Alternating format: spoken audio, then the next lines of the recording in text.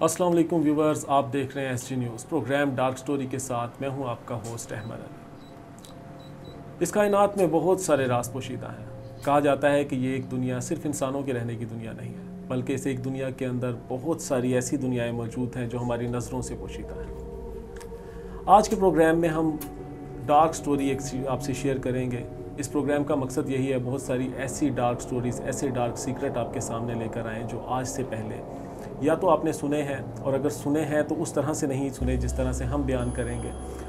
और इसके साथ साथ बहुत सारे लोग ऐसे हैं जो इन बातों पर यकीन नहीं रखते, कुछ लोग हैं जो यकीन रखते हैं। तो इस यकीन और बेयकीनी के सफ़र के दरमियान दरअसल जो एक बाउंड्री है, वो बाउंड्री ये है कि जिन लोगों के साथ ये वाक़यात पेश आ जाते हैं वो इस पर यकीन रखते हैं, और जिनके साथ ऐसे कभी वाक़यात पेश नहीं आते वो यकीन नहीं रखते। तो कायनात के अंदर अल्लाह ताला ने हमारी आँखों के आगे कुछ एक ऐसा हिजाब रखा होता है, ऐसा पर्दा रखा होता है कि हम ये गैर मरई मखलूक जो दूसरी दुनिया की चीज़ें होती हैं इनको नहीं देख पाते। और अगर किसी वजह से ये पर्दा हमारी किसी मसलहत के तहत ये हट जाता है, हम ऐसी चीज़ों से हमारा सामना हो जाता है, और जब फिर हम सामना होने के बाद इन वाक़यात को दूसरों से शेयर करते हैं तो बहुत सारे लोग इसको मन घड़त कहानी या फिर हमारा वहम करार देते रहे हैं। तो आज की इस पॉडकास्ट में आज हम बात करने जा रहे हैं एक ऐसे ही वाक़या के बारे में। मेरे साथ मौजूद हैं, क्रिश्चियन कम्युनिटी से इनका ताल्लुक़ है, अफशा ज़ेब मेरे साथ मौजूद हैं, और एक समाजी रहनुमा हैं, मुकामी आर्टिस्ट हैं। इनसे हम बात करेंगे। अस्सलाम वालेकुम अफशा। वालेकुम अस्सलाम, कैसे हैं आप?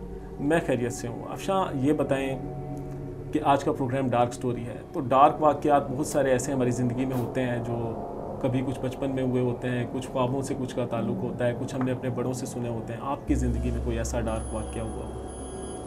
अहमद, मेरी ज़िंदगी में एक वाक़या नहीं हुआ, 2-3 जगहों पे ऐसे वाक़यात हुए हैं कि मुझे फ़ील हुआ है कि हमारे अलावा भी कोई मखलूक है जो हमारे साथ बसती है। लेकिन आज मैं जो वाक़या आपके साथ शेयर करूँगी वो है कि जब मेरी शादी हुई 2003 में, मेरे हस्बैंड आर्मी में थे, तो हम लोग बहावलपुर कैंट में गए। तो वहीं पे हमें एक क्वार्टर मिला, डबल स्टोरी था। तो फर्स्ट बेबी मेरा होने वाला था उस वक्त। तो क्या हुआ है कि रात के टाइम अक्सर मुझे ख्वाब आता था। अच्छा, ये कितने साल पहले की कहानी है? ये तकरीबन 20-21 साल हो गए हैं इस आज से 21 साल पहले की। तो मेरा बड़ा बेटा पैदा होने वाला था, तो मुझे डेली एक ख्वाब आता था कि जैसे एक औरत है जिसके सर पे बाल नहीं है, बिल्कुल ही गंजी है, और पलकें भी नहीं हैं, ये भवें भी नहीं हैं, तो लुक वाइज भी ब्यूटीफुल है, खूबसूरत नैन नकोश हैं, जैसे फॉरेनर लड़की होती हैं, अंग्रेज़ लड़की होती हैं, वैसे ही उसने वो अबाया पहना हुआ है वाइट कलर का, और स्लीवलेस है, बाजू नहीं है।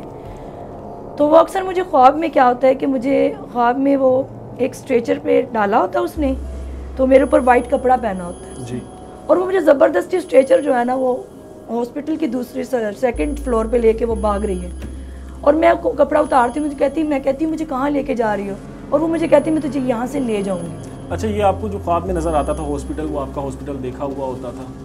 नहीं, मैंने पहले कभी वो हॉस्पिटल नहीं देखा। तो ये सेम ड्रीम कंटिन्यू होने लगा, रोज़ नज़र आने लगा आपको? बिल्कुल, मुझे तकरीबन 10-15 दिन यही रेगुलर यही ख्वाब आ रही थी। तो एक दिन क्या हुआ कि मैं सोई हुई थी और मेरे हस्बैंड करीब ही लेटे हुए थे, तो मुझे ऐसे लगा कि जैसे ना कोई इंग्लिश म्यूज़िक चल रहा है, और जैसे ये हम टाइटैनिक मूवीज़ का जो म्यूज़िक है ये चल रहा है।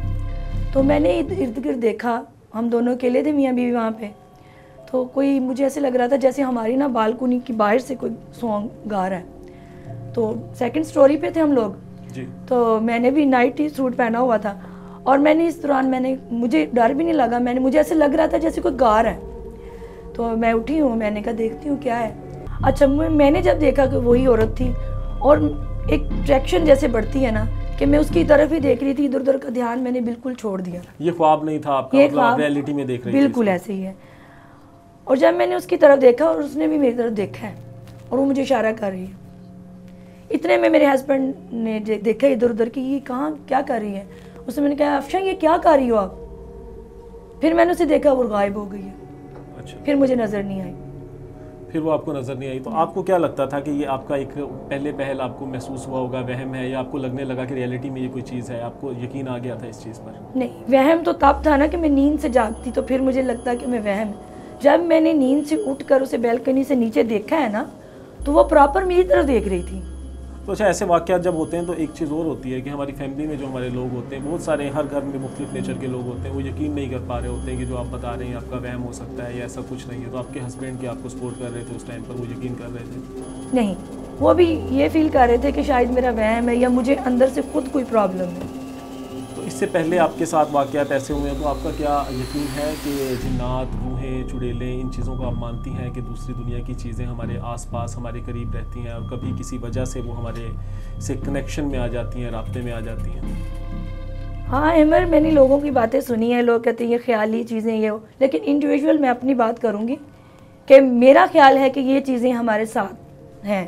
तो ये ख्वाब का सिलसिला जो आपका था ये कब तक चला, फिर कितना अरसा आप वहाँ मुकीम रहे? हम लोग वहाँ पे 1-1.5 साल तकरीबन रहे हैं हम लोग। तो 1.5 साल ख्वाब का सिलसिला और वो रियलिटी में नज़र आने का सिलसिला कंटिन्यू होने लगा, चलने लगा? ऐसे ही गाहे बगाहे वो मुझे नज़र आती थी, ख्वाब में नज़र आती थी, रियल आँख खुलती थी वो मेरे ऊपर। बस दफ़ा ऐसा होता था कि मैं आँख खोलती थी, लगता था इसका फेस मेरे ऊपर है। तो उसने कभी आपको कोई नुकसान पहुँचाने की कोशिश की हो या कभी आपने जानने की कोशिश की हो, आपसे क्या कहना चाहती है? नुकसान पहुँचाने की कोशिश की है। जब नेक्स्ट फिर ऐसे आवाज़ आई, मुझे वो सॉन्ग आ रही थी, तो मैंने उसी बालकनी से नीचे देखा और वो वही सॉन्ग गा रही थी और मेरा जी चाह रहा था कि मैं जंप कर दूं यहाँ से। दोबारा फिर मेरे साथ वैसे ही हुआ, वही सीन हुआ। तो आप छोटे बेबी के साथ रह रही थी, अकेली थी, तो कोई और ऐसा वाक़या हुआ हो जो उसने आपके साथ कुछ ऐसा किया हो?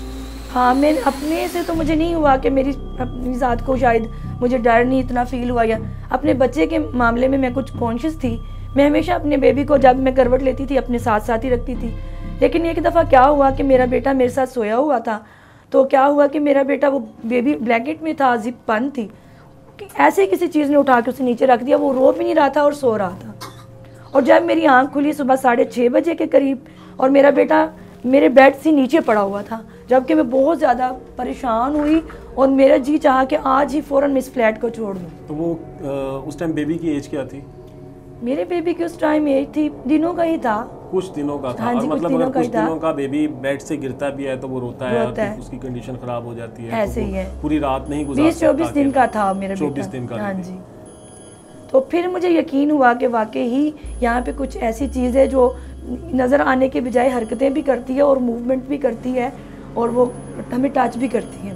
तो आस पास से आपने जानने की कोशिश नहीं की कि इससे पहले यहाँ पर कुछ ऐसे वाक़यात हुए हों या फिर इस फ्लैट की कोई स्टोरी, इसकी हिस्ट्री के बारे में आपको पता चला हो कि इससे पहले कौन लोग यहाँ पर रहकर गए थे या कौन हो सकती है? हाँ अहमद, मुझे इस चीज़ का पता चला है कि वो जो बिल्डिंग्स थी वो एक्सपायर हो चुकी थी और बहुत पहले वहाँ पे ये ना हिंदुस्तान के टाइम की चीज़ें थी कि जब यहाँ पे हिंदुस्तान और जब गोरों की हुकूमत थी उस वक्त, 1857 से पहले। बिल्कुल ऐसे ही कह सकते हैं आप कि वहाँ पे कब्रिस्तान थे उनके, और ये जो हिंदू लोग थे जहाँ पे वो जिन्हें ये कहते हैं कि इनके जहाँ पे वो जलाते हैं, जी, ये चीज़ें भी वहीं पे थी। मतलब शमशान भी वहीं पर था, शमशान उसी भी जगह था पर, और उससे पहले वहाँ पर गोरों का एक कब्रिस्तान था, जिसकी जगह पर वो बिल्डिंग्स बनी थी। तो वो बिल्डिंग्स आप एक्सपायर हो चुकी थी, तो फिर भी वहाँ पे कुछ लोगों को इस तरह रहाइश मिली हुई थी, तो ये सिलसिला वहाँ पे चला। तो जी नाज़रीन, बहुत सारे ऐसे वाक़यात हमारे इर्द गिर्द होते हैं, आपके ज़िंदगी में भी ऐसे वाक़यात हुए होंगे। तो हम ऐसे वाक़यात पर अक्सर यकीन नहीं करते हैं जब कोई दूसरा बता रहा होता है, लेकिन जब हमारी अपनी ज़िंदगी में होता है तो हम इस पर यकीन करते हैं। लेकिन मेरा मानना है कि कायनात के अंदर बहुत सारे ऐसे राज हैं जो हमारी एक कह सकते हैं ना कि एक आम फहम सोच जो है वो उसको नहीं समझ सकती है। इसीलिए आज के हमारे प्रोग्राम का नाम डार्क स्टोरी है। ऐसी बहुत सारी कहानियाँ हैं जो डार्क है और इन डार्क स्टोरीज़ को पढ़ने के लिए, इन डार्क स्टोरीज़ को समझने के लिए एक शऊर की रोशनी का होना ज़रूरी है, या फिर आपके पास एक ऐसी पावर का होना ज़रूरी है जो बहुत कम लोगों के पास होती है। बहुत कम लोग ऐसे होते हैं जिनकी आँखों में के गिर्द से वो पर्दा हट चुका होता है कि वो इन गैर मरई क़ुव्वत को देख सकते हैं, इन दूसरी मखलूक़ात को देख सकते हैं। तो अफशा ज़ेब भी उन्हीं में से एक है, और ऐसे बहुत सारे लोग होते हैं जिनके साथ ऐसे वाक़यात होते हैं। अफशा, ये बताइएगा, ये जो सिलसिला शुरू हुआ था इसका वाइंड अप कहाँ पर हुआ? वाइंड अप ऐसा हुआ कि इसी तरह मेरा खौफ बढ़ता गया और बच्चे के मामले में मैं टेंशन लेने शुरू हो गई। मैं वॉशरूम में भी जाती थी, मुझे यही वहम होता था, क्योंकि मेरी सास ससुर ये मेरे साथ नहीं थे, हम दोनों मियाँ बीवी आपको सेपरेट लगता थे। था कि वो एक बार बेबी को बेड से नीचे अगर ले गई तो कहीं और भी लेकर कुछ और भी हो सकता है, हम मैं जाऊँ बच्चा ही ना हो, मैं कहाँ से ढूंढूंगी। तो आपने देखिए, अपने ये तो रिलीजन के मुताबिक कुछ इसकी रोकथाम के लिए कुछ काम करने की कोशिश नहीं की? जी, क्योंकि कहते बिल्कुल। हैं ना रूहानियत हर मजहब के अंदर होती है। हाँ जी बिल्कुल। इस्लाम हो, क्रिश्चियनिटी हो या फिर कोई और मजहब हो, हिंदू मजहब हो, कोई भी मजहब हो, हर मजहब में रूहानियत मौजूद है। तो आपने उसके अकॉर्डिंग जाकर कुछ इसका सोल्यूशन निकालने की कोशिश बिल्कुल ऐसे ही की। फिर मैं अपने बच्चे को लेकर चर्च गई, फिर वहाँ से मैंने फादर साहबान से बाकायदा उन पे उस पर प्रे करवाई, फिर क्रॉस पहना मैंने अपने बेटे के गले में। फिर ये कि बेटे का सिलसिला तो यहाँ से ख़त्म हो गया कि कभी कुछ नहीं हुआ था, लेकिन फिर मेरे साथ वही सिलसिला चलता रहा। फिर मेरे हस्बैंड ने कहा कि हम लोग जो है ना फैमिली प्रे रखें अपने घर में। हमने उनको बुलवाया, हमने बाकायदा जो है ना प्रे स्टार्ट करवाई अपने घर में, फादर साहबान को बुलाया, सिस्टर्स आई बाकायदा, हमने लोग फिर वो पाक पानी के छींटे लगाते हैं कमरे में, वो लगाए। इसके बाद ये सिलसिला हमारे साथ ख़त्म हो गया। तो फिर जाने से पहले कभी वो आपको आखिरी बार नजर आई हो, कुछ ऐसा सिलसिला? हाँ, उसके बाद ऐसा हुआ कि हमारी पोस्टिंग हो गई सियालकोट में, तो सियालकोट जाके भी वो मुझे ख्वाब में दिखाई आना शुरू हो गई। बेटा मेरा सो रहा था, हस्बैंड भी सो रहे थे, हम लोगों ने मूवी लगाई हुई थी। जैसे मूवी ख़त्म हुई वो सो गए। क्या टाइम था? तो रात के 1:30-2 बजे का टाइम था। तो फिर मुझे वही सिलसिला, जैसी उसकी आवाज़ मेरे कानों में पड़ी, मुझे बेख्तियार मुझे होश आ जाती थी और मुझे ये समझ नहीं आती थी कि मैं कैसे उस तरफ बढ़ना शुरू हो जाती थी। यानी कि एक अट्रैक्शन होती थी उसकी आवाज़ में कि मेरा खुद ब खुद जी चाहता था कि मैं उसे देखूं और उसे सुनूं। ऐसा ही हुआ कि लास्ट टाइम जब उसका लास्ट जो हमला हुआ मुझ पे कि मुझे उन्होंने वो आवाज़ आनी शुरू हो गई, तो मैं उठी हूँ, मैंने बेटे को भी नहीं देखा, हस्बैंड को भी नहीं देखा, और मैं उस बालकनी की तरफ बढ़ना शुरू हो गई। और मैं वो बल्कि क्या किया, मैं उसके ऊपर बालकनी के ऊपर चढ़ गई। मुझे तब पता चला जब मैं जंप लगाने लगी हूँ तो मेरे हस्बैंड ने एकदम से मुझे पीछे से पकड़ लिया और खींच लिया। आपको बालकनी से वो नीचे नजर आ रही थी? बिल्कुल। जब वो मुझे नजर आई है ना, मेरा जी चाहे मैं उसके ऊपर जंप कर दूं या उसके साथ ही चली जाऊं। ऐसी मुझे फीलिंग आ रही थी कि फौरन निकल यहाँ से, चली जा इसके साथ। और मुझे वो लेके जाना चाहती थी क्योंकि उसने मुझे बोला था कि मैं तुझे ले जाऊंगी। और उसके बाद फिर वो आप वहाँ से शिफ्ट कर गए? फिर उसके बाद मेरे हस्बैंड ने जब मुझे पकड़ के खींचा है ना, फिर उसने मुझे कहा क्या हो गया तुम्हें। फिर वो मैं उस सख्ते से बाहर निकली हूँ, उस सिलसिले से ऐसे लगे जैसे मुझ पे जादू हो रहा है कि मैं उसकी तरफ बढ़ी। फिर मैंने कहा ये क्या, मैं क्या करने वाली थी। उसने मुझे बोला कि तुम तो अभी नीचे गिर जाती हो, तुम मर जाती। अच्छा अफशा ज़ेब, आप बताइएगा मुझे ये कि जब आपने ये सारे सिलसिले हुए, इसका वाइंड अप भी हुआ, लेकिन इस दौरान जब आप इससे बचाव के लिए अपने मज़हब के अकॉर्डिंग जाकर आप कुछ सोल्यूशन निकाल रही थी, फादर से मिल रही थी, चर्च आ रही थी, तो उस दौरान आपने ज़रूर पता किया होगा, ये कोशिश की होगी जानने की कि ये कौन है। तो आपको क्या लगा, ये जिन्नात थी, कोई चुड़ैल थी, या कोई और ऐसी चीज़ थी, क्या मखलूक थी या कोई रूह थी? जी बिल्कुल, ये कोई रूह थी। इसके बारे में मुझे यही पता चला है कि ये बहुत पहले की कोई यहाँ पे रूह ठहरी हुई है, और वो ख़ास तौर पे जो प्रेग्नेंट औरतें होती हैं या अपना वो छिले में जो औरतें होती हैं, जी। ऐसी औरतों पे वो अटैक करती। शायद वो इस दौरान उसकी डेथ हुई थी, तो वो इस तरह का सिलसिला था। तो लेकिन ये है कि फिर मैं खौफज़दा हो गई थी और फिर मैं चाह रही थी कि यहाँ से मैं अपना बेबी लेकर चली जाऊँ। अच्छा, बहुत बहुत शुक्रिया, आप हमारे प्रोग्राम में आई। जी नाजरीन, इस कायनात के अंदर जहाँ बहुत सारे राज पोशीदा हैं, उन्हीं राज़ों में से एक राज आज हम आपके सामने लेकर आए थे। ये राज था एक जुड़ा हुआ, एक रूह से कहानी मुंसलिक थी। और इस दुनिया से जब कोई जाता है तो हम कहते हैं कि वो इस दुनिया से अगली दुनिया में मुंतकिल हो गया है, लेकिन समटाइम्स ऐसा होता है कि अगली दुनिया में जाने से पहले उसकी इस दुनिया में कुछ ख्वाहिशात अधूरी रह चुकी होती हैं, या कोई ऐसी कड़ी, कोई ऐसा सिलसिला जुड़ा हुआ होता है इस दुनिया से जो उसको उस दुनिया तक जाने नहीं देता। तो तभी फिर ऐसे वाक़यात रूनमा होते हैं, और ऐसी रूहें जो भटक रही होती हैं, जो बेसुकून होती हैं, वो जीते जागते इंसानों से राब्ता करने की कोशिश करती हैं अपनी अधूरी ख्वाहिशों की तकमील के लिए।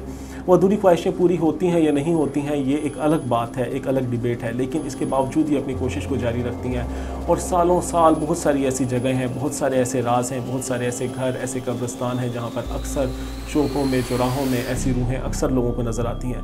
जो हम जिद्दत की तरफ जा रहे हैं, लोगों का इस तरफ यकीन कम होता जा रहा है, लेकिन हम कितना भी तरक्की कर जाएं, कितना भी हम कहें कि हम मॉडर्न हो चुके हैं, हम इन सब बातों पर यकीन नहीं रखते, लेकिन हम मेरे ख्याल में इतने अक्लमंद नहीं हुए हैं। हमारी अकल से बहुत सारे ऐसे मामलात हैं जो पोशीदा हैं, बहुत सारी ऐसी डार्क स्टोरीज़ हैं जिन पर अभी बात नहीं हुई है, और अगर बात हुई है तो उस तरह से बात नहीं हुई है जिस तरह से बात होनी चाहिए थी। तो हम इस प्रोग्राम डार्क स्टोरीज़ के अंदर ऐसी ही स्टोरीज़ को शेयर करेंगे, ऐसी ही स्टोरीज़ को मंजर-ए-आम पर लेकर आएंगे जिन पर आज तक बात नहीं हुई। ऐसी ही डार्क स्टोरीज़ पर रोशनी डालेंगे, शऊर की रोशनी डालेंगे और ऐसी स्टोरीज़ को आपके सामने लेकर आएंगे। अगर आपके इर्द गिर्द भी कोई ऐसा वाक़या हुआ है तो आप हमसे रब्ता कर सकते हैं, प्रोग्राम डार्क स्टोरी में शिरकत कर सकते हैं।